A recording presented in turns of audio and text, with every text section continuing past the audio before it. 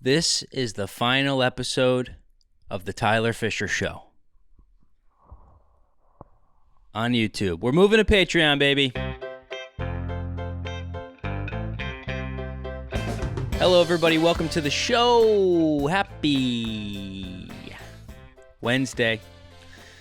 Happy hump day. Hope you're having a great day. And yes, the news is true. This will be the final episode in full in its entirety on YouTube. We are moving the baby. We're moving this sweet baby over to Patreon. So, starting next week, the Tyler Fischer Show will officially be out every Tuesday. Every Tuesday on Patreon. If you want the entire video version of the show, that will be the new home, okay? That's the new address, patreon.com/Tyler Talks. We're making moves. Decisions been made. We talked to some other... Oh, excuse me. Excuse me. It's good timing. Oh, allergies. We'll get into that in a bit. But made the decision, moving the show to Patreon for a bunch of reasons, really. One is that, lo and behold, I'm now shadow banned on YouTube. So that sucks. You know, I was hoping it wouldn't happen. They got me on the talk. They got me on the gram. I'm shadow banned on Tinder. I'm shadow banned on Black People Meet. I was actually kicked off of Black People Meet, even though I identify as a black person. They said, "Sorry, T-Bone, you're off." And that was my name on Black People Meet, was T-Bone. 57-year-old black man. I just said that's how I feel inside, and they said, "Sorry, you're off." Shadow banned on Venmo. Shadow banned. I'm banned from my ex-girlfriend's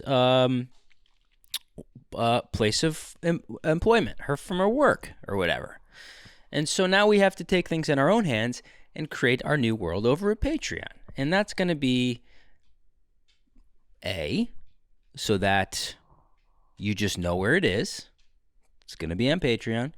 B, so I can fund the show, because over the last 4 weeks,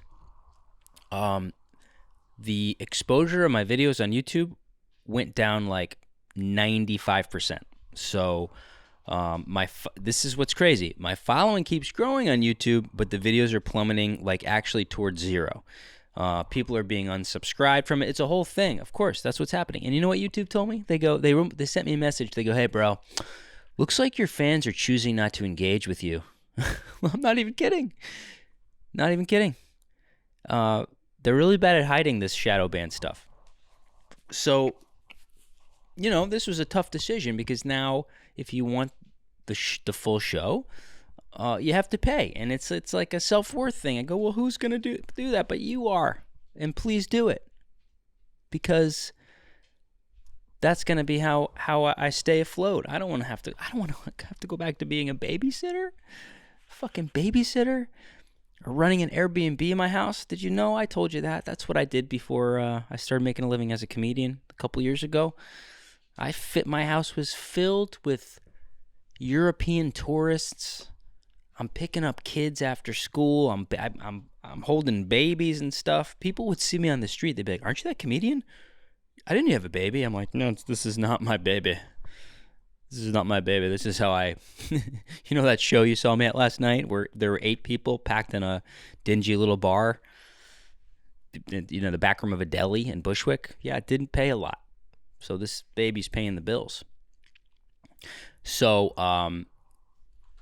that's all I'm going to say. The show will be moving to Patreon. The audio version's still going to be on all the audio places, the podcast things. I don't know much about it. I don't listen to podcasts. So the audio will still be on there, but the full video version will be on Patreon, and then I'll put like a little clip up. Little clip. Tiny little clip every week. Just a little teaser. The best of. And best of all, because this will now be a paid subscription for the podcast, I am building a studio up in my one of my spare rooms. my great manager, John. Great manager, John. You know John, frankly. Fred, you know John. Do you know John, Fred? Look at my Labradoodle, Fred. He knows John. He knows John. He's coming over. We're going to take the money from Patreon, and we're going to now build a studio. So it's all cooking. We're cooking with gas. And another big, I want to just say thank you to everybody who came to the comedy special. What a night. Last Saturday, filmed my third comedy special. The first comedy special I ever did, I took off the internet. That should be something I give on Patreon. Let me look into that. Honestly, I don't even know if I could access that. I don't know where it is, what drive it's on. But I think my third year in comedy, I filmed a comedy special. And so that's floating around somewhere. That could be a nice little bonus. But then my last special is online, as you know, and then this new one was, man, so fun. Here, I'll put a little picture up. I don't want to spoil too much. This is a picture here. You're seeing it somewhere. Fred, stop biting your nails. Does your dog bite his or hers nails? Or its nails? They, them's nails? I don't know if it's like a nervous habit, but he bites it. I bite my nails. Maybe it's just copying me. So there it is, the picture, and I'll tell you exactly how much I spent on this comedy special. And I am going to give a co-producing credit to everyone on Patreon. So at the end of my comedy special, it will be co-produced by my amazing patrons. So there you go. If you're a patron right now, you're part producer of this special because you helped fund it. And this is how much I made it for. So I sold tickets for $20. I did 2 shows. So if you ever do a comedy taping, it's best you do 2 shows. That way, if a joke doesn't land, you have 2 options. You wear the same thing, and then you can edit it together and make it look like it's one thing, unless you're watching Louis C.K. So basically, every comedy special you've ever seen on TV, that's 2, 3, 4 shows all weaved into one. But if you watch Louis C.K., you'll actually see his pit stains get really big and really tiny because he'll take a joke from the end and maybe edit it in the beginning. So look at his pit stains. That's your homework, okay? If you're a comedian, go watch Louis C.K. and measure his pitty stains. So we did a show at 7:30 p.m. and 10 p.m. at the Brooklyn Comedy Club in Williamsburg, Brooklyn, like an 80-seat, great little comedy club, 80-seater, one of the best clubs, frankly the best, probably one of the best, when it's full, one of the best clubs in all of New York. So you keep everything, the lights are the same, the sound are the same, the new audience comes in, and then you get 2 goes at it. So I sold tickets for $20. The club took 20%. That way they can cover their costs for the night. I took 80%. You negotiate your own thing. I had 3 people filming, 3 cameras. So I had a camera on like a dolly, which is like this track you set up, and it just moved slowly back and forth. I'll show you right now. There it is. You see that? It's just going to move slowly. It just offers a nice little movement. And then we had another camera up close to sort of follow me because I'm a fucking nutbag on stage, and then get some shots of the crowd. And then one close-up right here. So, you want 3 angles to get a nice variety and get different parts of your body and your face and, some parts with the crowd. But also for editing, if you go from one joke and you need to cut to another part of that joke from a different show, you can cut to another angle and then cut to the next show and nobody knows. So 3 people shooting, a sound person, and I rented these cool lights to sort of illuminate the room. So all told, it was about $3,000 to produce a comedy special. A Netflix comedy special, they probably spend, a couple $100,000, I'd say. So pretty cheap. And then from the ticket sales, I made $2,225. So I spent a total of $750 on this special. And then given I'm going to be editing it, I'm going to be losing money because I'll be spending time editing instead of making videos and making money in different areas. But all told, from 1 month of support on Patreon, you guys helped me fund an entire comedy special, and then you're going to get it on Patreon first before the rest of the dumb world that does not subscribe to Patreon. So it went great. Of course, this wouldn't be the Tyler Fischer Show if I just told you how well things went. I'll tell you also how well things didn't go at certain times. The sound didn't work until about 5 minutes before the show, so we almost had to cancel the show. And we fixed that little snag. And then a comedian, he's like, bro, can I get a couple tickets to the show? I'm going to, bring a gal to the show. And so I left this comedian 2 tickets to the show. His date, I don't know if I murdered her family in another lifetime or if I murdered her cat, maybe in this lifetime. But this woman wanted my head on a steak. And she was so fucking pissed. She sat there like this the entire time. Occasionally rolling the eyes. This woman hated me. And, this was like all fans that came, so it was so great and so supportive. But like when you're on stage and you see one person hating you, it's so hard to not focus on that one little thing. It's like when you get one negative comment on a post on social media. It's like all wonderful love and support, and then one person's like, hey, you're a douchebag. You're like, what the fuck, dude? What the fuck? I'm so lonely. I hate myself. I'll never marry anybody. So this woman's having a miserable time, and then halfway through the show, she gets up in protest and walks out of the show. And then a few minutes later, there was a group of black people. I almost called them black folks. I don't know why that sounds racist. Everything does. Just say what you're gonna say. Don't even do what I'm doing here, where you just overthink everything.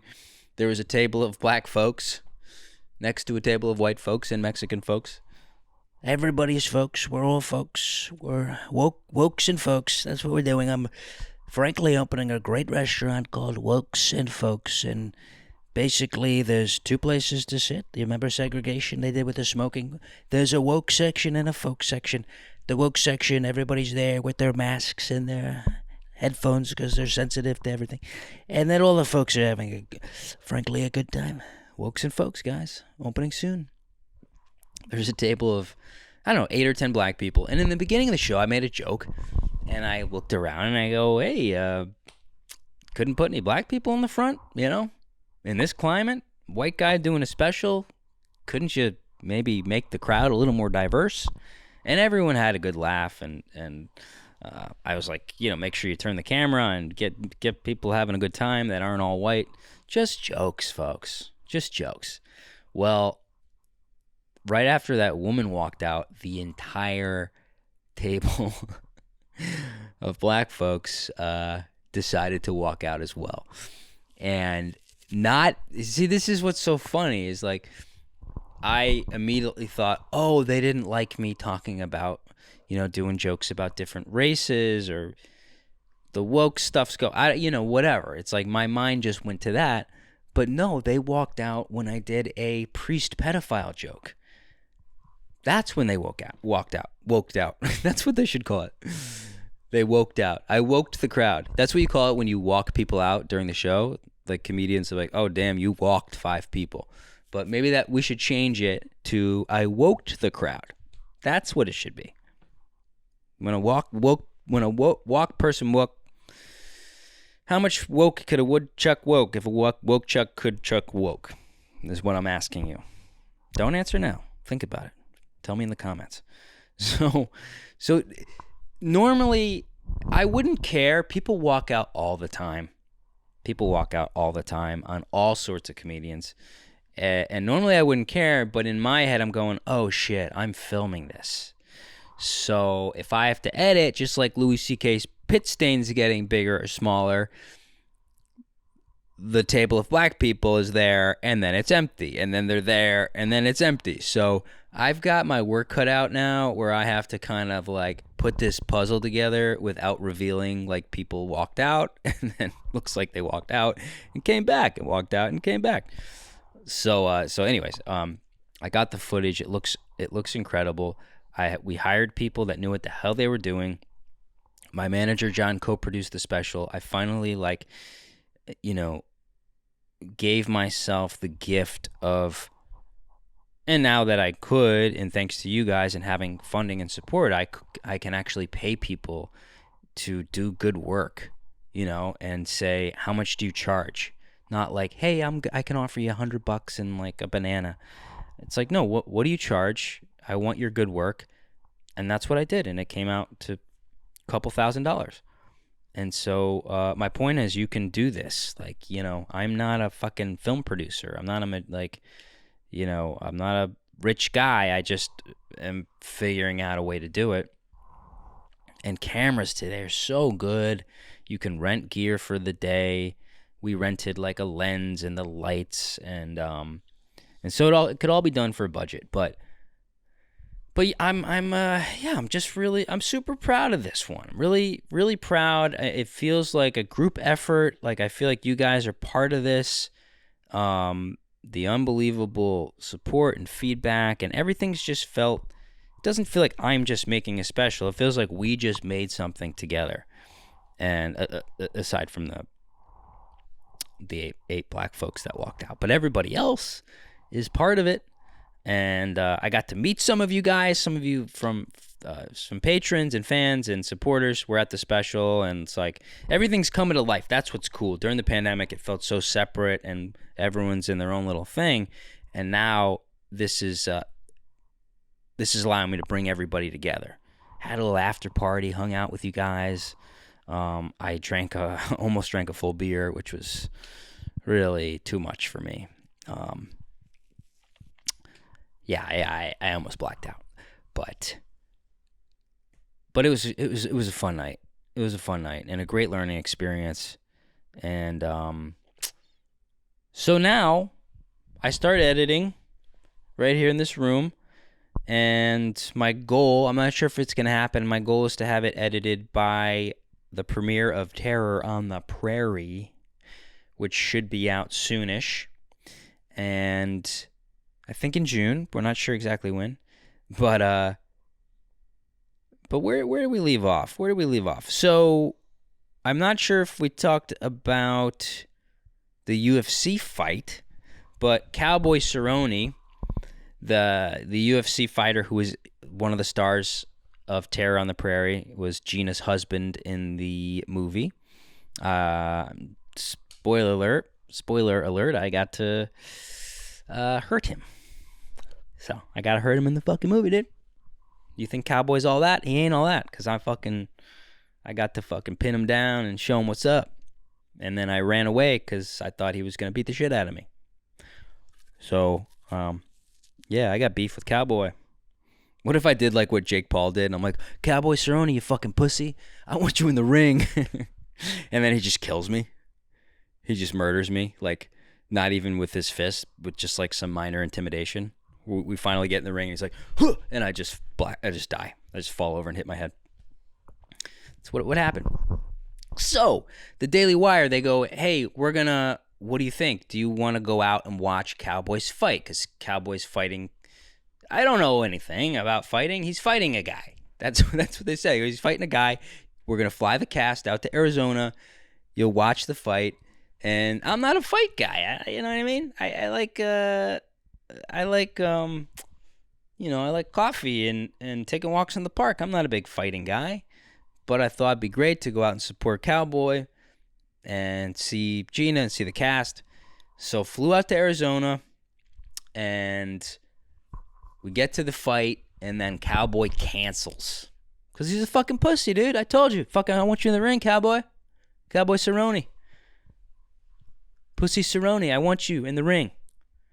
Inside the ring or the cage or whatever it is. I want you in the pool, the pond, the fight. gonna kill you. Poor guy gets food poisoning, has to cancel the fight. So we decide to still go to the fight anyways. They show the trailer of the movie on the Jumbotron. Here, I'll show you a clip right here. So you can see right here.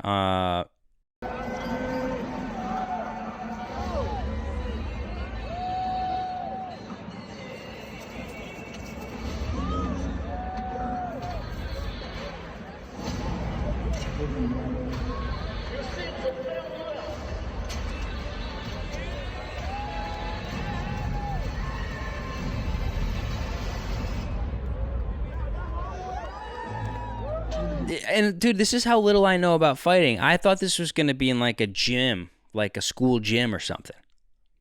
I didn't know how big the UCB, the USB drive show is. These things are huge. This isn't like a basketball stadium.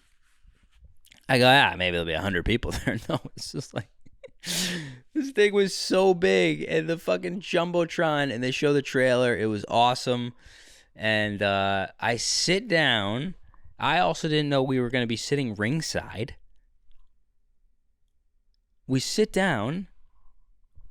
Quite literally, I could put my hand on, I think his name is Dana White or Dana something or other. He owns the UBGs, the BLT fighting league. And then 2 seats away is Joe fucking Rogan. I literally could get up and tickle him on his bald little head, and I had a little bit of a mental breakdown because I was like, first of all, I didn't know he still did the commentary for the UGBs, and there he is, and then he looks over me and I smile, and he smiles at me, and I'm like, that's Joe Rogan right there. That is Joe fucking Rogan. This is wild. And then, there's a guy getting his head smashed in, and there's Joe, like, smiling at it. It was too much. It was too much for me. It was too much stimulation. It was a lot of fun. And then, this guy knocks somebody, not apparently, I saw it. This guy knocks somebody out with his toes. Some kind of toe kick. And I look over, and I'll play the clip right here. This is Joe Rogan. I got to see this live. Literally, look at his face. So I didn't even really watch the fight. I spent more of my time watching Rogan watch the fight. That was fun for me because I love Joe Rogan. And so I'm just watching him watch the fight. And so whenever he made a weird face, I'd go, oh, Joe sees something interesting? Let me check it out. And so Joe fucking freaks out. And look at his face. It was unbelievable. That was the coolest part of the fight, was watching his reaction to this like toe knockout.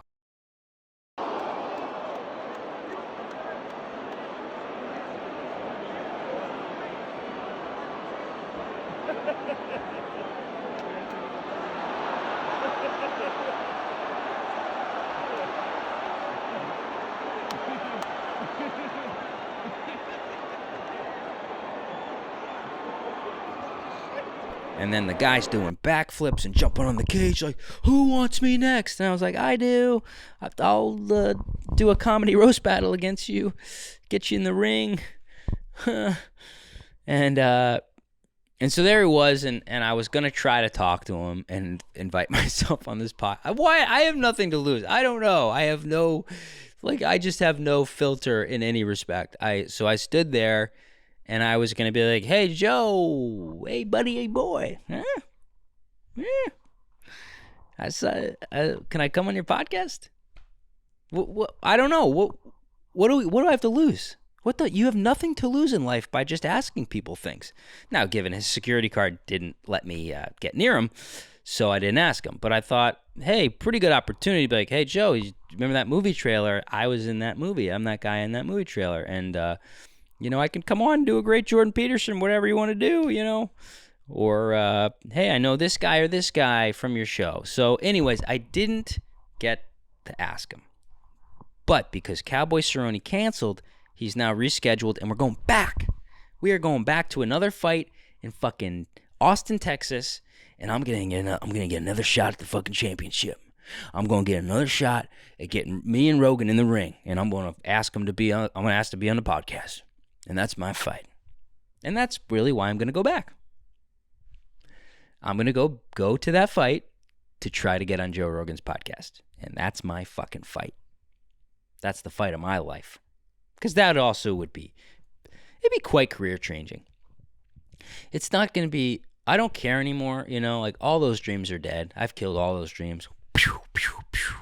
Colbert, Jimmy Kimmel, Jimmy Fallon, Ellen, The View, like all these shows I actually used to like and watch. I'm almost embarrassed to say, but I would have killed to be on even The View. I probably used to love The View. I don't know. I used to love Ellen too. And so all the dreams are dead, and Rogan, throw him in that and kill that dream too. But if it happens, it would be cool.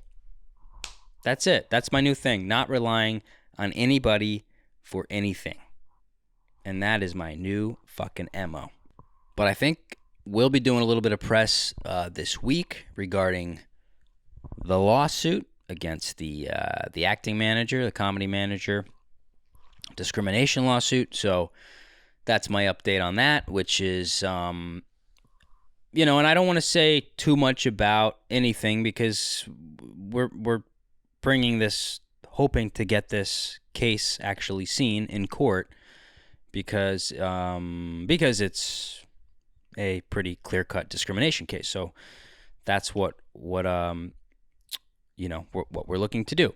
But I did tweet today, or last night rather. I decided to. I went on Twitter. I woke up just like very upset, just kind of thinking back on everything that had happened, being discriminated against, etc. And so anyhow, I just sent out a tweet and just basically stated that I was suing this manager and that I want to take it to court. And the reason I did it was like I just wanted like some support. I still sometimes think I'm crazy. Like, wait a minute, I'm not allowed.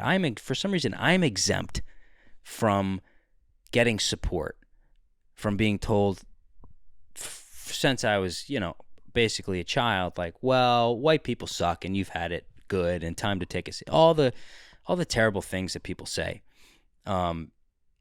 And so I was just seeking support to just go, I'm not crazy, right? Like people think it's bad to discriminate no matter what the reason, whether you be white or black or gay, or, if this was a manager who said, yeah, sorry, we're not taking women.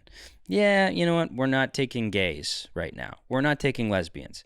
I think it's pretty clear and agreed upon that would be a huge issue in society. And so the bottom line is I'm not exempt from having that protection under the law. That discrimination is discrimination. And so that's really it, bottom line. 3,000 people retweeted it. Now, I didn't do it to get retweets or to get attention. I did it because I need to get this out, and I need support. And I need to make sure that I'm not stuffing this stuff down anymore because it was killing me. Like rotting the inside of my body and my soul from stuffing it down and going, maybe you are a terrible person because of your skin color or because you're a man, or name the thing. So I tweeted it out, and anyhow, I'll be talking to a few, I think, news outlets this weekend or this week with my lawyer present, because I'm not a lawyer, I'm a guy that says whatever he thinks and tries to tell the truth and make jokes about whatever. So now I'll have a lawyer with me just to make sure we're not doing anything that's going to like muddy the waters of the case. But yeah, I'm not going to give up. That's what I'll say. It's exhausting and it's taken a toll on me for sure, but that's that. I'm not going to give up. I'm going to keep fighting for the rights of all people, not white people. Like, not just white people, not just black people, not just brown.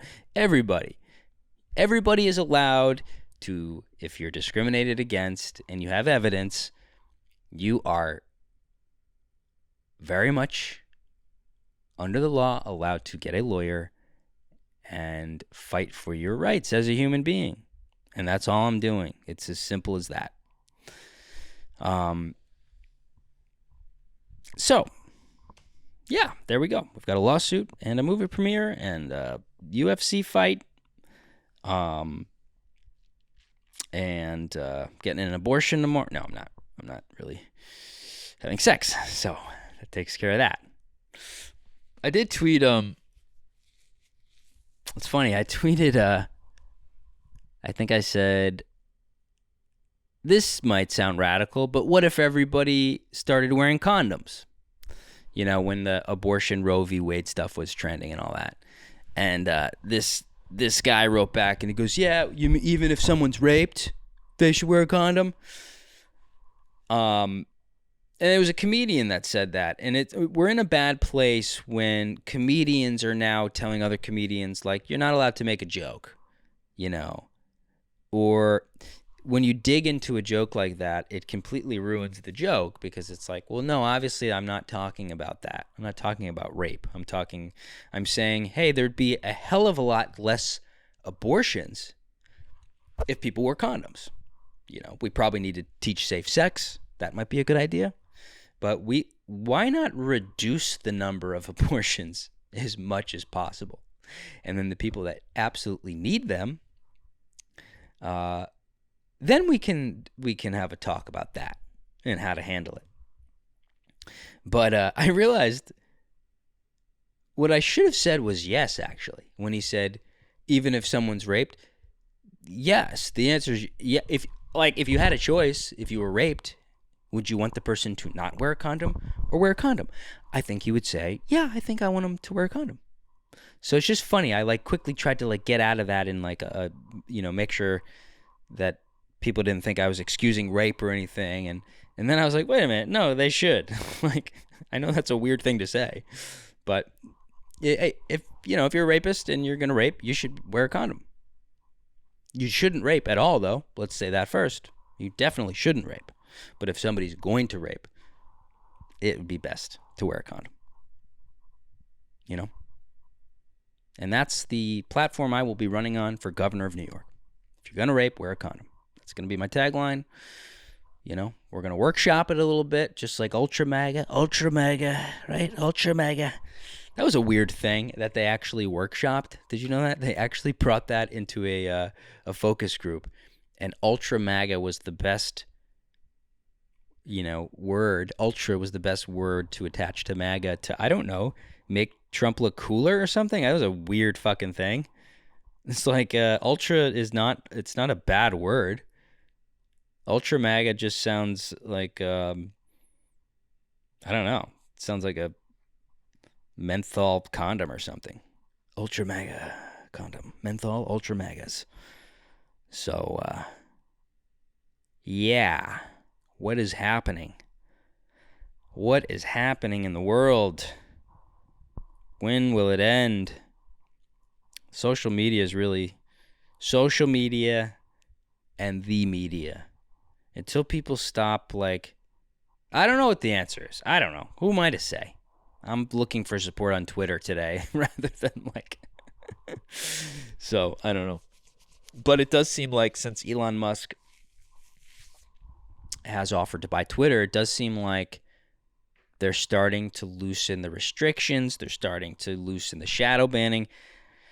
I know my following went up a few thousand, right after Musk announced he was buying the twits. So, to be determined, but either way, you got to just keep saying what you're saying. Man, I got so many. It's amazing how many messages I've gotten from people when I announced this lawsuit. So many people have experienced this, and they're so afraid to speak up. And I don't blame or criticize them. I even had an acting agent, send me a private message, and wanted to keep it private, but basically was like, bro, you have no idea how bad it is. It is so bad and blatant. the discrimination that's going on.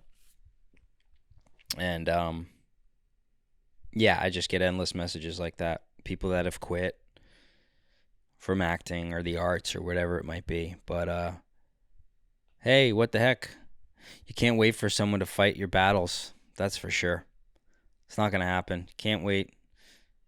I thought that briefly. Okay, I'll wait. Someone will fight for me. Somebody will come along and just say, hey, you should get a TV show or this or that. No one's going to do any of that stuff for you. You have to do it all on your own. You can ask for help and get support and hopefully find a good creative community. But, man, ain't nobody coming for you. You got to do it yourself. You've got to do it yourself. Fun. It is fun. I'm exhausted. Probably could tell. But I'm in the struggle. I don't know what I was going through. I was going through something really rough in therapy, and it's like, man, I'm just struggling. I was just whining. I was like, I'm just struggling. It's just a struggle. I just don't feel good. And my therapist looks at me and he goes, that's exactly where you need to be. Where you are right now. You need to be in the struggle. That's where you need to be. Sometimes that's just where you need to be, and that's okay. Like, I'm in a struggle right now, and that's fine. You know? It all bounces back. Things loosen up. Justice is served. Lessons are learned. And relief is to be had. And that's happened to me every time I'm struggling through anything.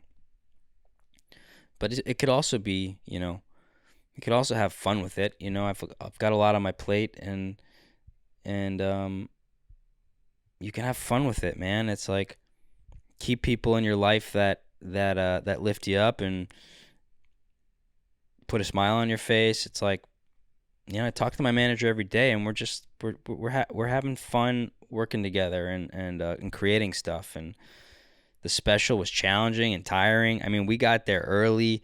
We spent the whole day designing the lighting, designing the set, designing the stage, picking the camera movements, testing sound, testing lights.